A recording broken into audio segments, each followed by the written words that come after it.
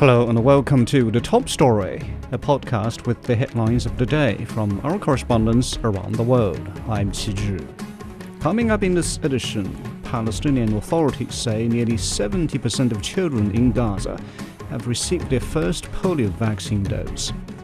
Typhoon Yagi has killed nearly 60 people in Vietnam before being downgraded to a tropical storm. And the Paris 2024 Paralympic Games have come to a close after 11 days of competition. We begin in the Middle East.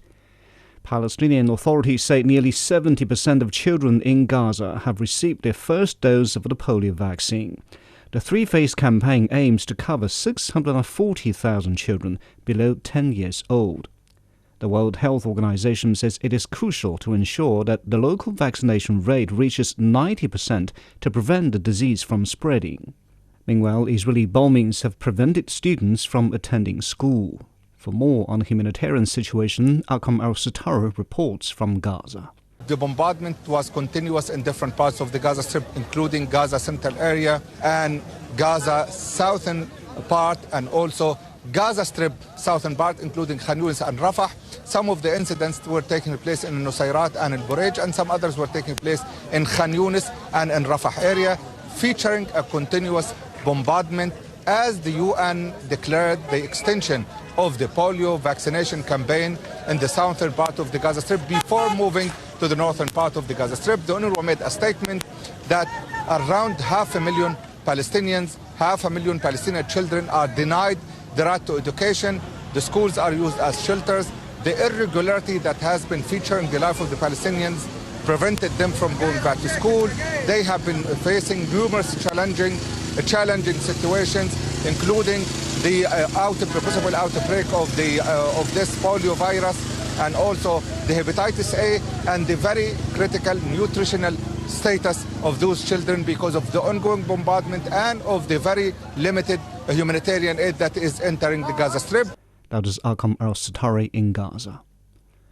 Elsewhere in Asia, Typhoon Yagi has weakened to a tropical depression after killing nearly 60 people in Vietnam.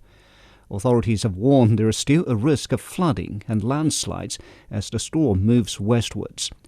Residents are now working to clear up the debris after fallen trees disrupted power lines and homes were damaged. Yagi is Asia's most powerful storm so far this year. Earlier, it made landfall in southern China, killing 4 people and affecting over 1 million in the island province of Hainan. Officials in the city of Wenchang have relocated over 149,000 people across 17 townships. As Yagi's impact weakens, the international airports in Haikou, Sanya and Boao have resumed operations. The typhoon also touched down in other coastal regions in China, including Guangdong and Guangxi. People are swiftly resuming their life and work after the strongest autumn typhoon to hit China in 75 years. Omar Khan reports from Zhanjiang in Guangdong province. The reality here in Zhanjiang is things have been recovering incredibly fast. After the storm had passed, we had explored the streets of Zhanjiang city. You had seen plenty of trees uprooted into the streets, blocking intersections and roads. Those were cleaned up swiftly. We had spoken with local authorities what was the damage after Yagi had passed through Zhanjiang city, and a lot of it was minor structural damage. Inspections looking into the integrity of buildings is taking place. Public transport restarting, those bridges all reopening, schools set to be opening later into this week, and really a sense of normal has returned here in Zhanjiang. I have to say the preparations prior to this typhoon's landfall were incredible. People were obviously moved into safer areas. You had a multitude of emergency shelters set up through Zhanjiang city. And again, great to see that people are out and about. Minor damage, power is up and running, and it's a positive and a fast recovery. That was Omar Khan from post-disaster Zhanjiang in Guangdong province. In North America, a state of emergency is in place in California's San Bernardino County, where a wildfire has multiplied in size and forced thousands to evacuate. A dangerous heatwave has brought scorching temperatures to the region. It is Tianshan has more from Los Angeles. One of the latest wildfires in California, the line fire has more than doubled in size over the past 24 hours, burning through more than 7,000 hectares and prompting mandatory evacuation orders for more than 5,000 residents. It's a bit scary. We see the spread of the fire and we think that there's a possibility that it can keep climbing up the mountain.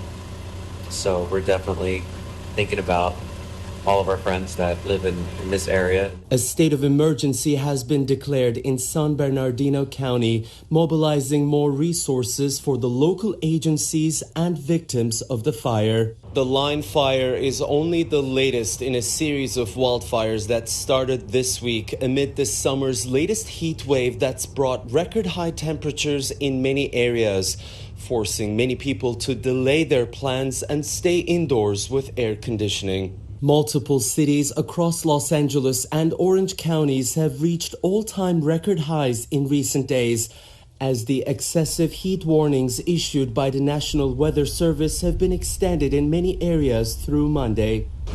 You adjust your events. You go out at night or early morning. You just try to avoid after 9:30 and before 6 o'clock at night. Usually sunset's better after sunset. Although cooler temperatures are expected later this week, locals are bracing for even more heat waves and fires that may come in summer's final days. That was Edith Tianshan on the wildfire in California. Turning to Europe, the Paris 2024 Paralympic Games have concluded, with the closing ceremony held at Stade de France.